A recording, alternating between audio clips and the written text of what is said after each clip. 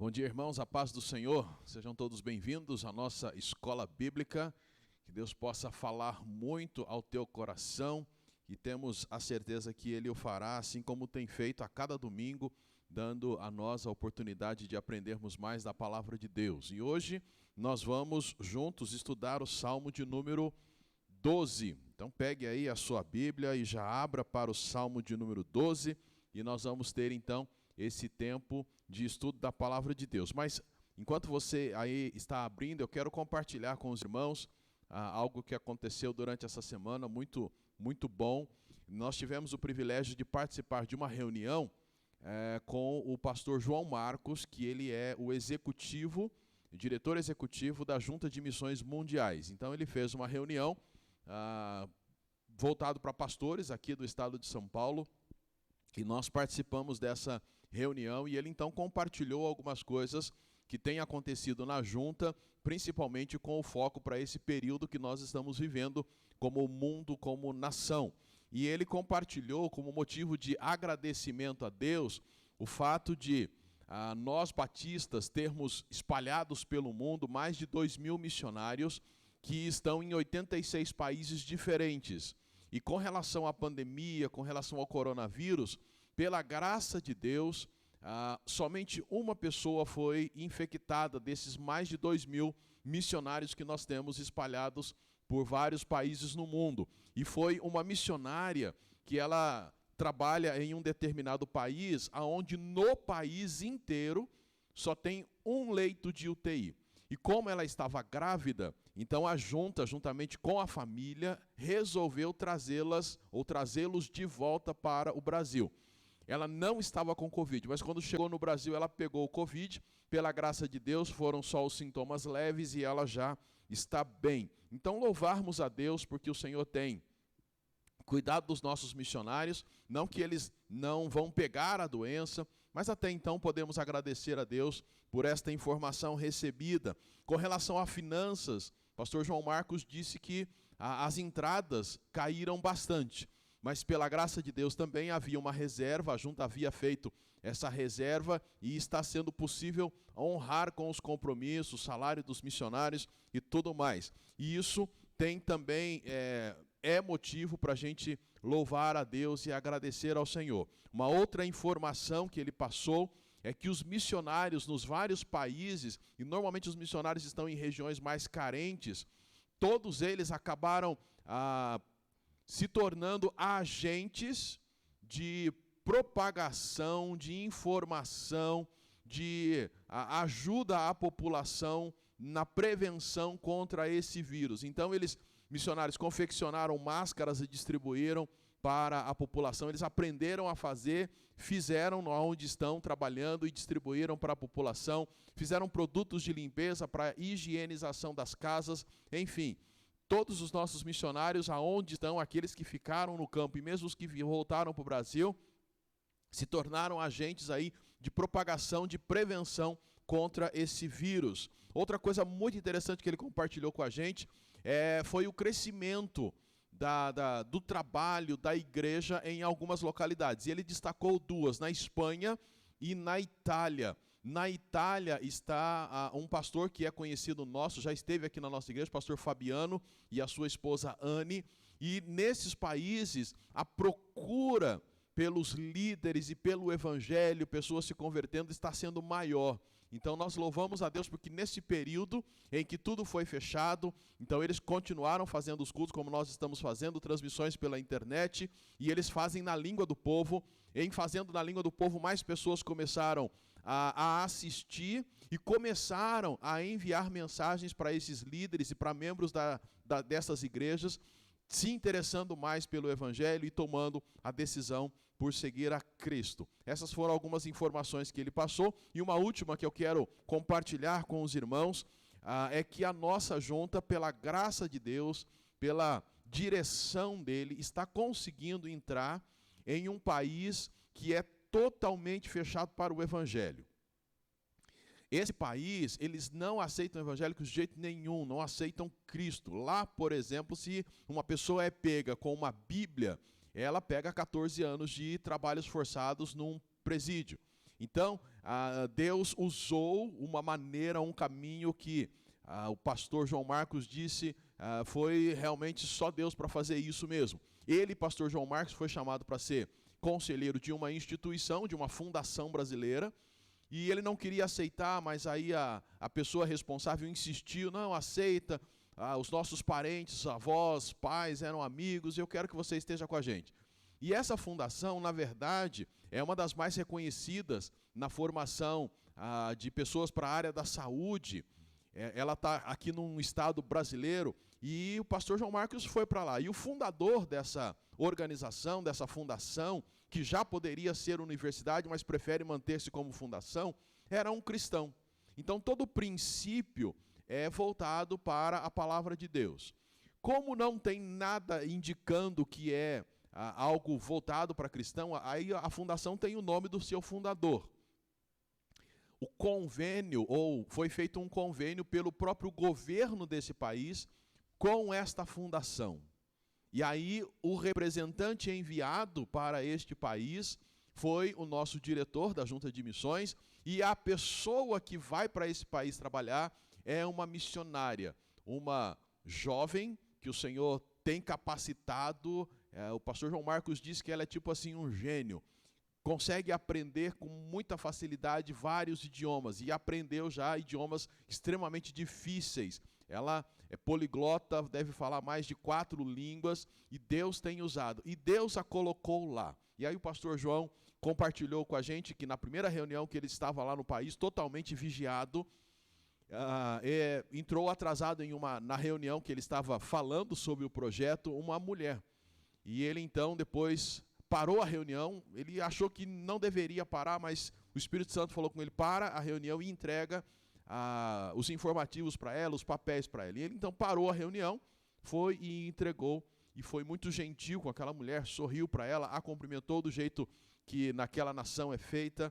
E aí então, ele contando que sem saber, depois ele descobriu que aquela mulher seria a supervisora da pessoa que estaria ali, da missionária, no trabalho que ela realizaria no país. Então, tudo isso foi a ação de Deus para que nós pudéssemos, como denominação, entrar nesse país que é totalmente fechado para o Evangelho. Então, nós louvamos a Deus por podermos ter participado dessa reunião e ouvido estas coisas que Deus tem feito. Então, isso é para nos animar e fazer com que a gente continue pregando o Evangelho aqui, onde temos liberdade para fazer isso, onde podemos fazer isso a hora que quisermos e usando os meios que quisermos, que possamos continuar pregando o Evangelho. Fazemos missões a partir daqui.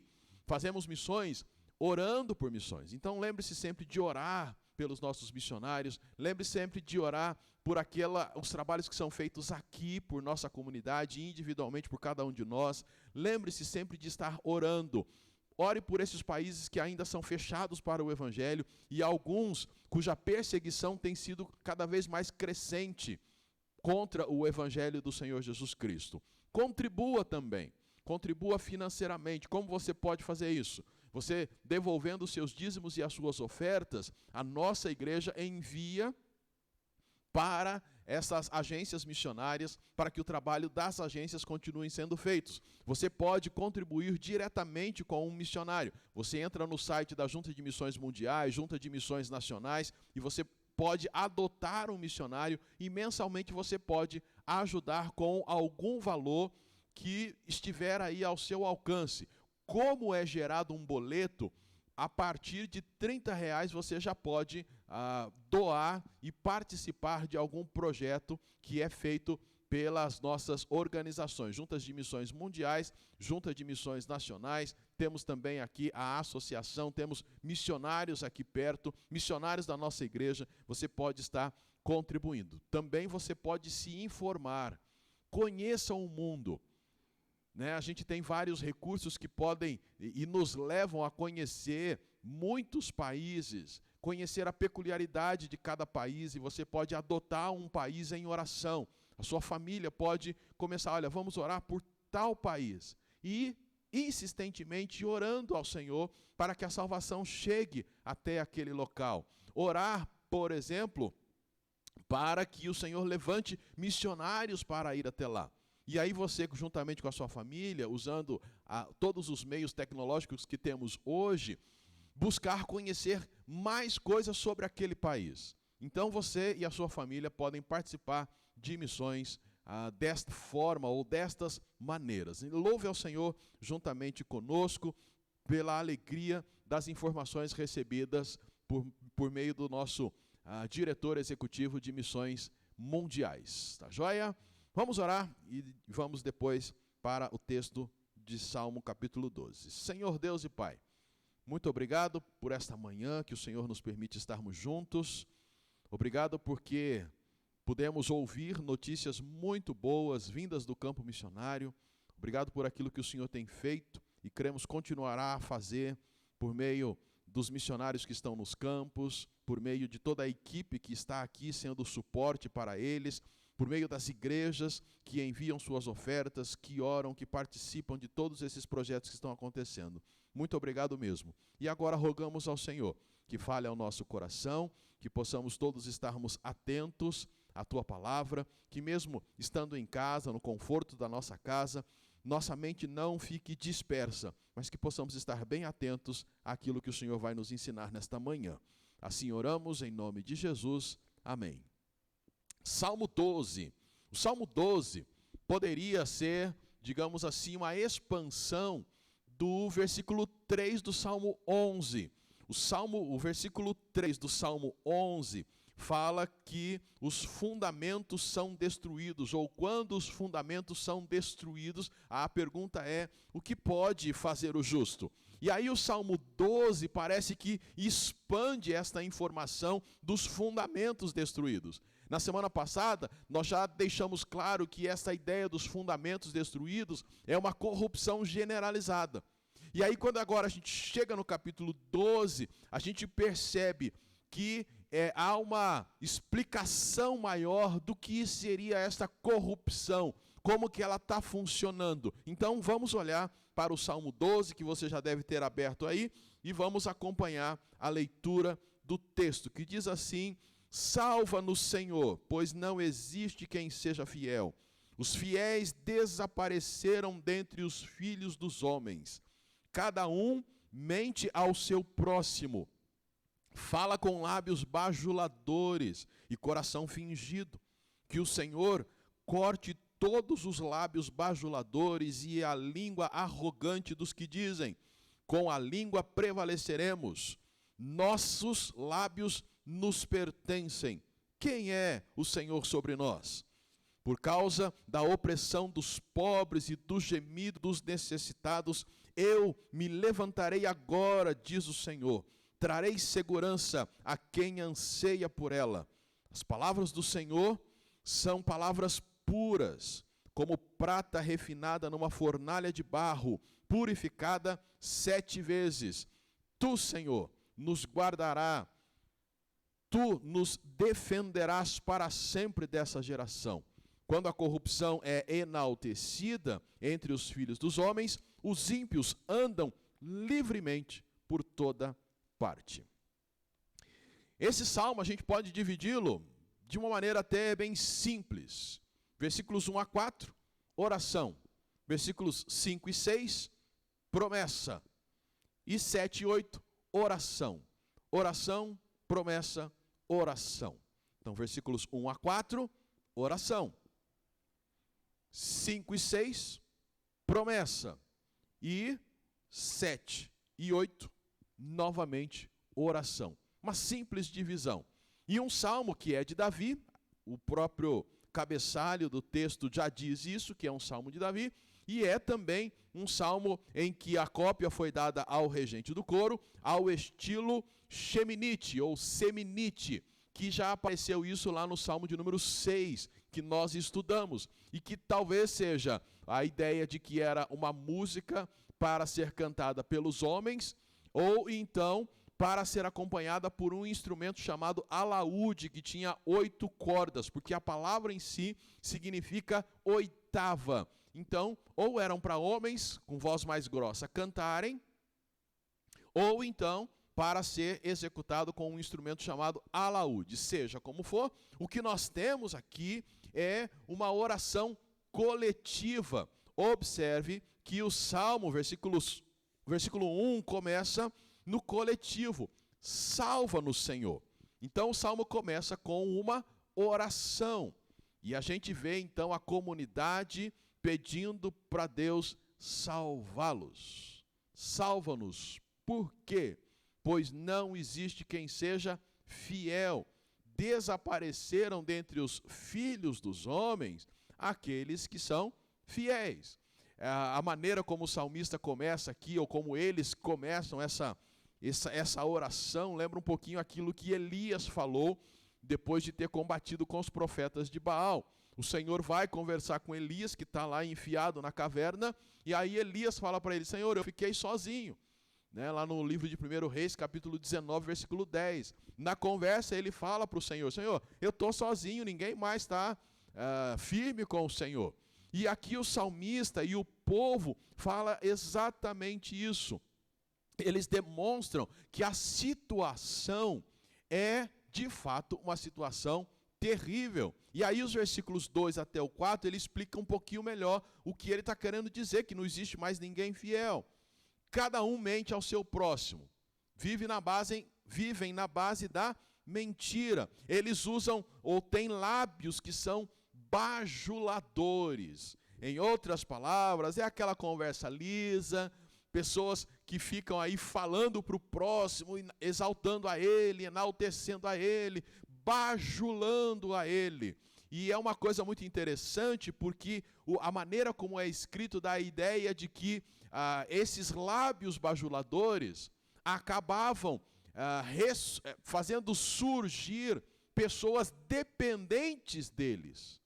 Então era mentira em cima de mentira, era bajulação, e o povo estava se acostumando a ser bajulado.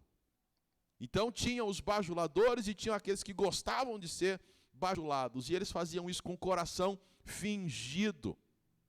Não só os lábios eram bajuladores, mas o coração era fingido. A ideia de coração duplo. É como se tivesse dois corações ali. E aí a malandragem ia movendo para dizer coisas com sentido duplo, pensar duplo, e isso sempre enganando e ao mesmo tempo sendo enganados. Língua arrogante.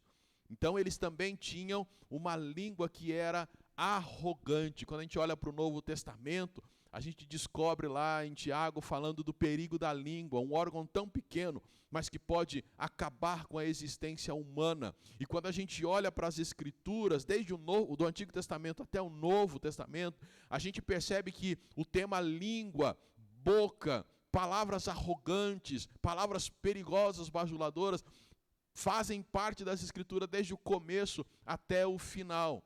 Gênesis, por exemplo, lá no Éden, a serpente aparece com a sua boca, a sua língua enganadora, leva homem e mulher a desobedecerem a Deus. Se você olha lá no profeta Daniel, a profecia dele, ele fala a respeito de bocas que falam ou iriam falar com arrogância. Lá no capítulo 7 de Daniel, versículo 20, ele está fazendo uma profecia com relação ao futuro. Quando a gente vai para o Novo Testamento, já citamos Tiago, mas Pedro também fala de hereges que entravam nas casas e introduzindo as suas heresias, isso por meio da conversa, da bajulação, da enganação. 2 de Pedro, capítulo 2. Depois você vai lá para Apocalipse, no capítulo 13, você vai ver o cumprimento daquilo que Daniel falou, da besta que aparece, e essa besta foi-lhe dada uma boca que proferia coisas arrogantes e blasfêmias. Desde o começo até o final das Escrituras, a gente observa que o salmista e a comunidade aqui estão orando para o Senhor salvá-los, é algo que é presente, é algo que está ali. E o que eles oraram também foi sentido pelos profetas. Por exemplo, Abra aí a sua Bíblia lá em Isaías capítulo 57, versículo 1. Isaías, versículo 57, versículo 1. O texto fala assim: o justo perece, ninguém se importa.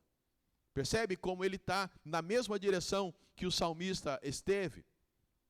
O justo perece e ninguém se importa. Se você for a Miqueias um pouquinho à frente, você vai encontrar a mesma ideia. Miqueias, capítulo 7, versículo 2. Miqueias está logo aí depois de Jonas. Jonas você já sabe achar.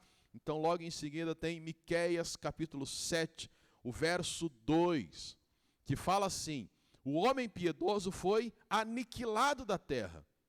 Não há sequer um justo entre os homens. Todos armam ciladas para derramar sangue.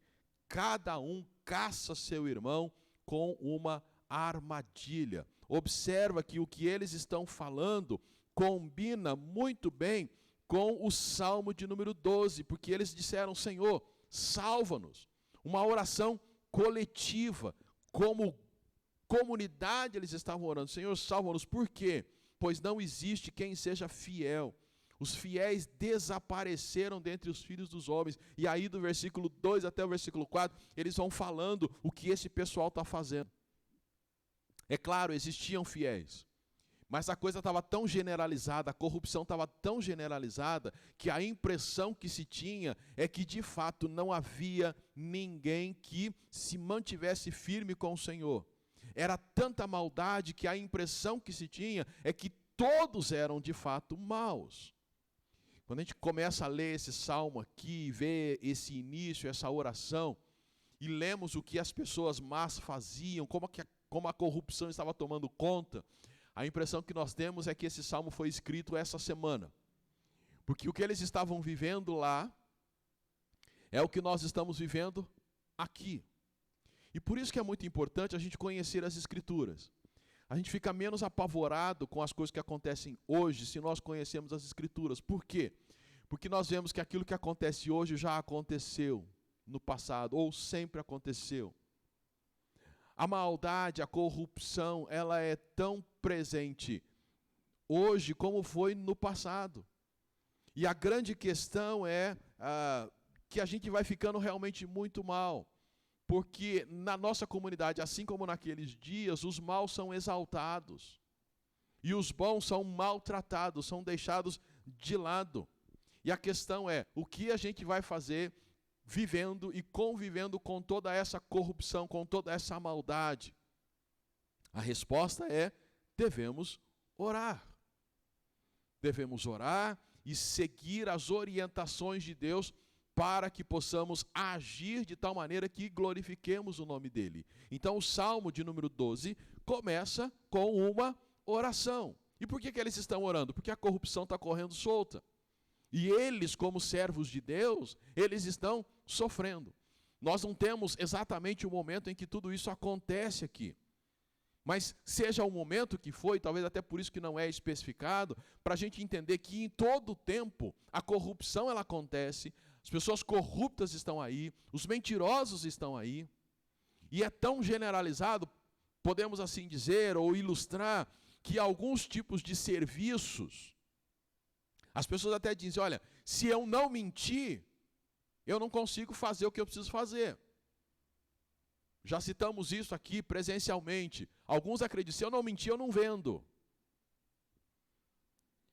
Ou para eu subir, eu tenho que dar um jeito de derrubar quem está acima de mim. E nós vamos percebendo que a mentira, a bajulação, o fingimento, todas essas coisas, a arrogância fazem parte do nosso dia a dia. E aí aqueles que permanecem fiéis ao Senhor têm essa impressão: parece que ninguém é honesto.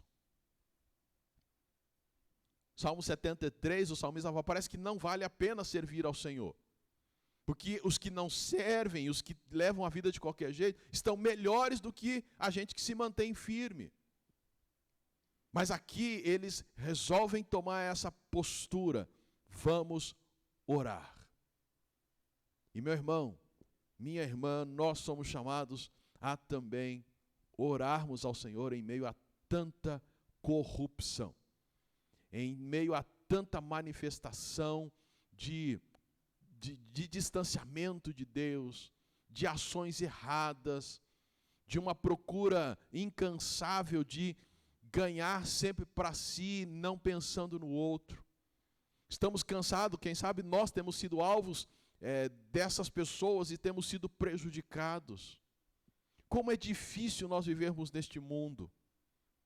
Como é difícil servirmos ao Senhor neste mundo. Mas o ânimo ou o estímulo que nós recebemos do salmista e da comunidade que orou ali, Senhor, salva-nos, é que eu e você precisamos intensificar a nossa vida de oração e colocar toda essa situação desse mundo que nós vivemos, que tem sido um mundo tão corrupto, onde a impressão que nós temos é que não existe mais gente boa. Mas, meu irmão, como o Senhor falou para Elias, não, tem sim.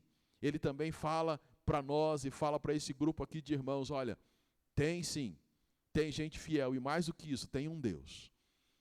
Versículos 5 e 6, o Senhor então promete, olha, eu vou salvar vocês. Olha aí o versículo 5 e 6, que é a segunda parte do nosso salmo, é a promessa de Deus. Por causa da opressão dos pobres e do gemido dos necessitados, eu me levantarei agora, diz o Senhor.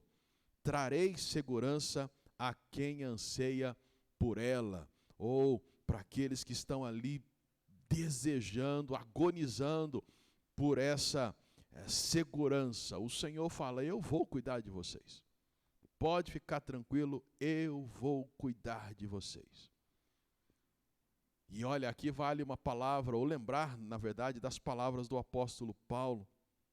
Na verdade, melhor dizendo, antes do apóstolo Paulo, lembrar das palavras de Jó. Jó capítulo 19, versículo 25. Se você quiser ler, mas é um momento que ele fala assim, olha, eu sei que o meu Redentor vive, e que por fim se levantará sobre a terra. Lembra que Jó estava passando, não necessariamente lidando com a corrupção, mas passando por um momento difícil. E passando por este momento difícil, ele faz essa afirmação, eu sei que o meu Redentor vive. E olha, ele vai se levantar, por fim, ele vai se levantar sobre a terra. O que o salmista aqui está ouvindo de Deus, porque é interessante isso, ele está compondo o salmo, que é um salmo comunitário, o povo está cantando isso, e é como se em meio à composição do salmo ele ouvisse a resposta de Deus. E ele então registra a resposta de Deus. Algumas Bíblias mais antigas vai trazer como oráculo do Senhor. Então ele está escrevendo o salmo, Senhor, salva, ele está escrevendo a sua oração, e no meio da escrita da sua oração vem a resposta de Deus. Por causa da opressão dos pobres e do gemido dos necessitados, eu me levantarei. Quem está falando isso? É o salmista? Não, diz o Senhor.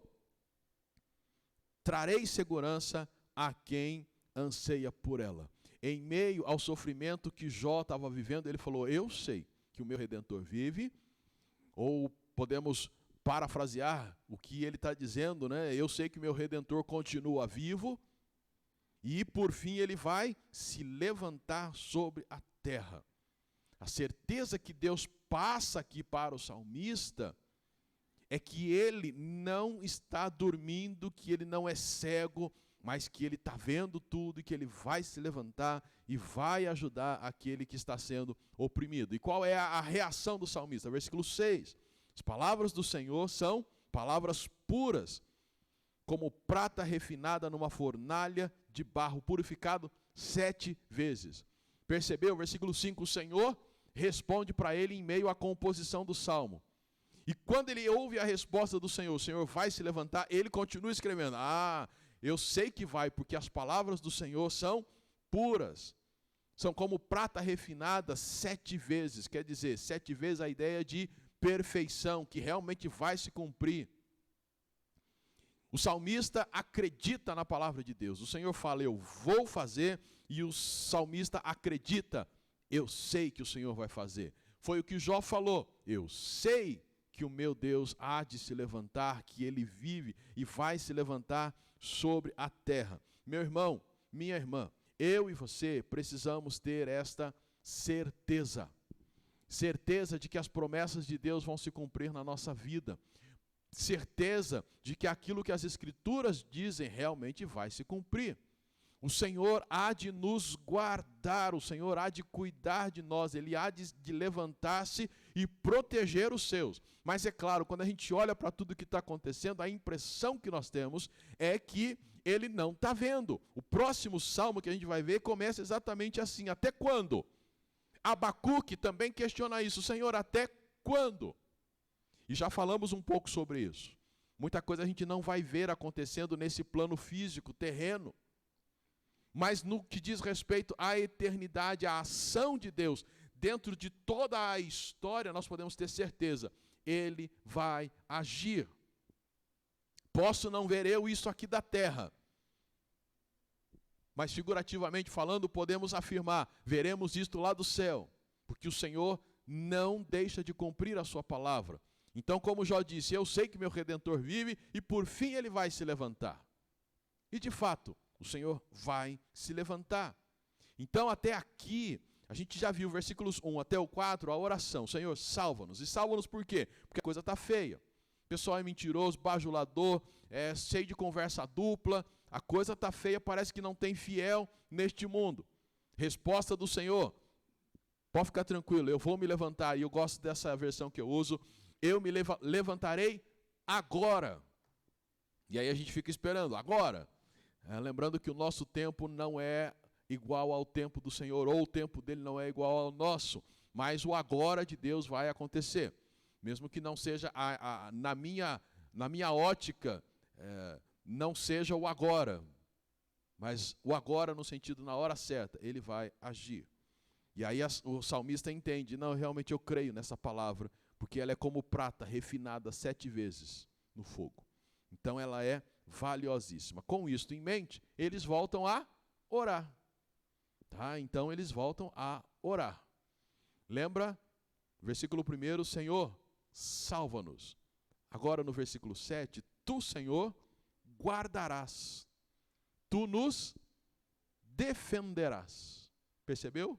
Primeiro versículo, Senhor, salva-nos. Agora eles já estão orando com a certeza de que Deus vai guardá-los, que o Senhor vai defendê-los. Quer dizer, o Senhor vai responder às nossas orações e vai cuidar de nós em meio a essa geração que nós vivemos. O Senhor vai nos guardar, digamos assim, dos efeitos da corrupção. Não que não teremos problemas, mas o Senhor vai cuidar de nós.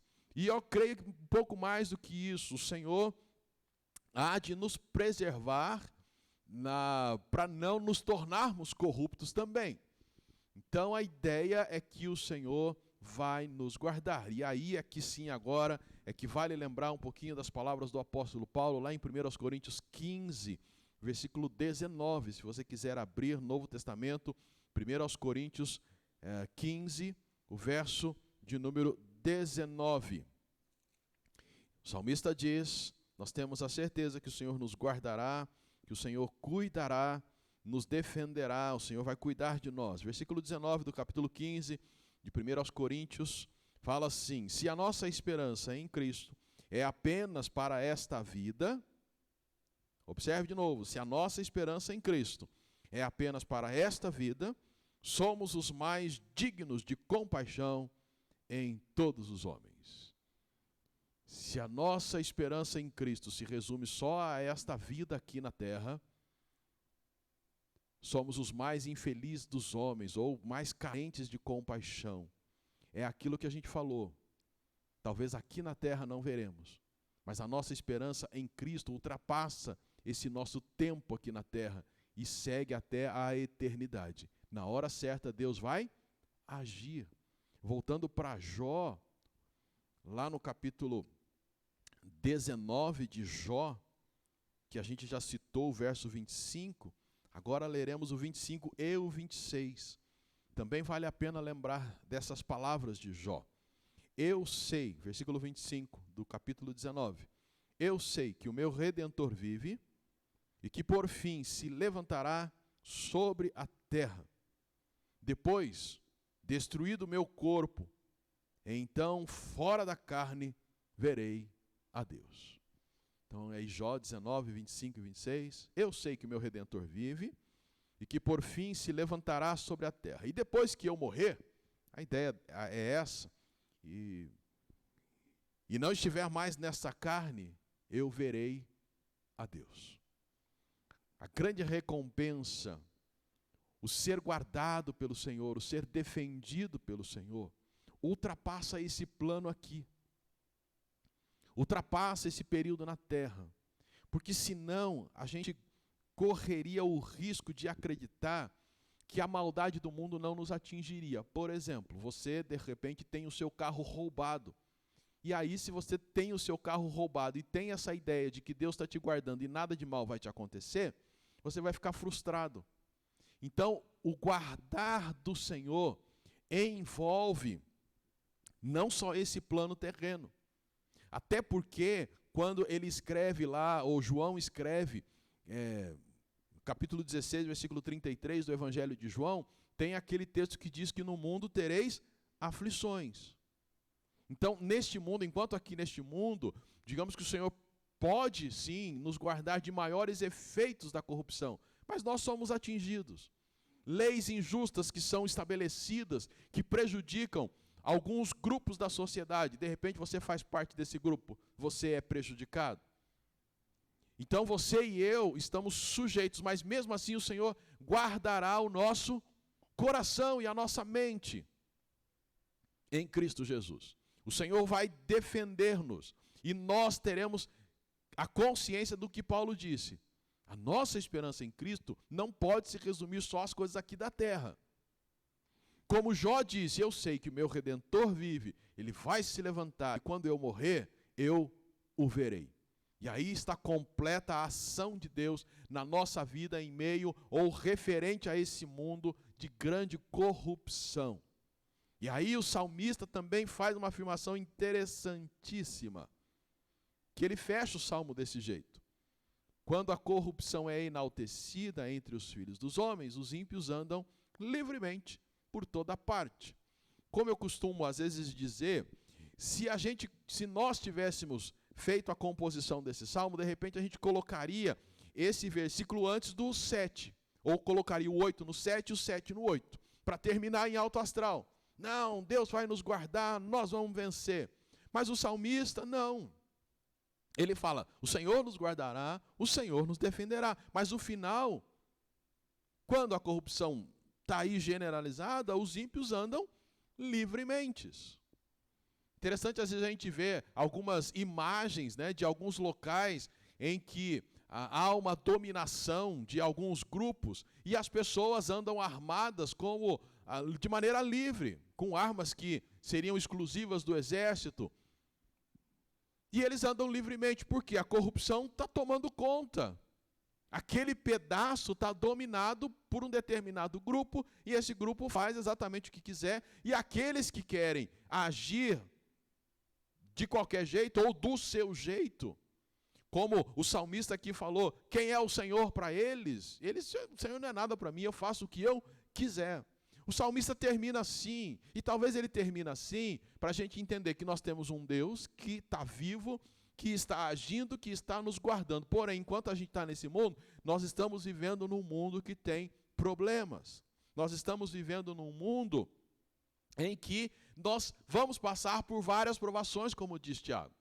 E pior, Tiago diz para ficar feliz, pelo fato de passarmos por várias provações. Mas eu tenho a certeza que o meu Redentor vive, que um dia ele vai se levantar e quando eu morrer, eu o verei. E aí, tudo se cumprirá. Toda a promessa dele se cumprirá. E de novo, não dá para a gente afirmar, olha, a partir de agora Deus vai te guardar e nada de mal vai te acontecer. Como que nós falamos isto para irmãos que vivem em zonas de guerra? Aonde os cristãos, como eu citei no começo, são presos simplesmente por carregar uma Bíblia. E lá Deus não está guardando e cuidando deles e defendendo a eles? Então, por isso que a gente tenta tomar muito cuidado quando a gente fala das promessas de Deus. As promessas de Deus, elas vão se cumprir? Vão. Na verdade, a gente pode dizer, já estão se cumprindo. Só que não dessa forma triunfalista, como às vezes a gente ouve pessoas dizendo. Nada de mal vai te acontecer. Aí você sai e o teu carro foi roubado. Você sai, teu celular é roubado, teu celular é hackeado. Você sai, é atropelado. Você passa por uma situação, a pessoa te engana, rouba o teu dinheiro, rouba os teus bens.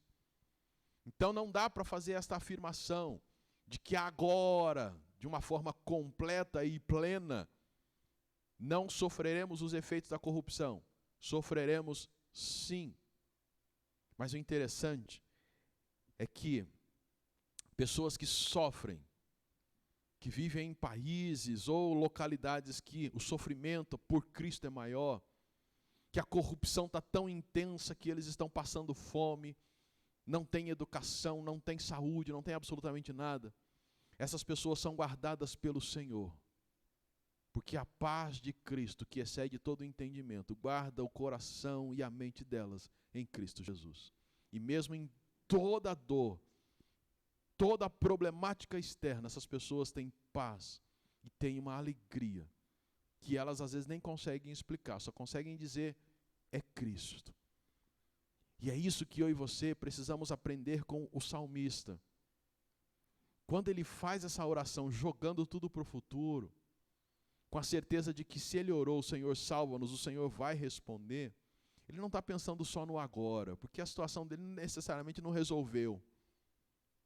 Os problemas continuaram, mas a paz interior estava lá e está no coração de todo aquele que tem a Jesus como seu Salvador, como Senhor da sua vida. Pessoas que plenamente estão ligadas a Deus por meio de Jesus Cristo. Pessoas que, de fato, se entregaram completamente ao Senhor. E seria realmente mentiroso dizer para qualquer um de nós que Deus já está nos guardando e nada vai nos atingir. Então, por isso que a gente tem que entender alguns textos, né, como aquele, 1000 cairão ao teu lado, 10.000 ao teu direito, mas tu não serás atingido.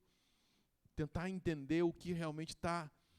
o que envolve não só aquele salmo, mas todo o contexto bíblico e toda a verdade sobre Deus. E eu tenho a certeza que aquilo que Jó disse, que Paulo disse, que as Escrituras dizem, é verdade.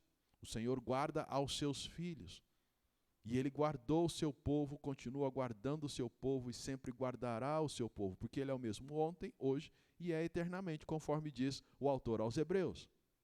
Mas eu tenho que confiar nas promessas dEle, e, enquanto em meio à luta, orar ao Senhor. Sempre, sempre buscando ao Senhor. Hoje, então, nós tivemos o privilégio de olhar para o Salmo 12 e perceber essa estrutura bem simples. Começou com oração, depois a promessa do Senhor, ele mesmo falando ao salmista, e depois termina com a oração do salmista.